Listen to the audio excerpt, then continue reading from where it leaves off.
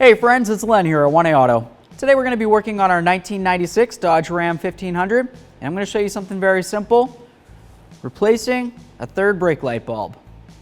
We're going to come right up inside the bed, and you're going to see you have a Phillips head here, and a Phillips head there. Give this a little shake. Should want to pop right off. It's been on there for a little while, so I'm not going to get mad at it for not wanting to cooperate right off the bat. Just pull this off of here now. Come on, baby.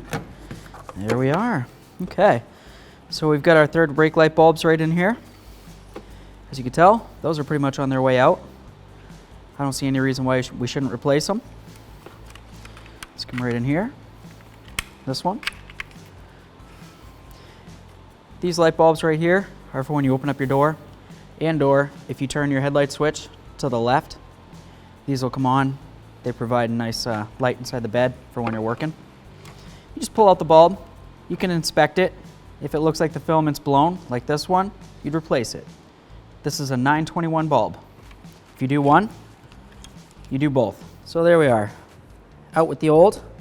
We'll make sure that we upcycle those. We'll do whatever we need to do with them. In with the new. Go right in here. One there. One right there. Put that in.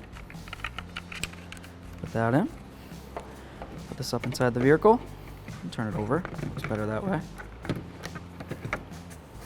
If you wanted to clean this down and make a nice surface, that might be good.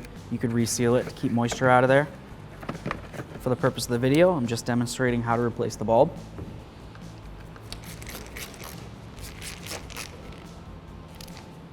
Let's test it. Nice.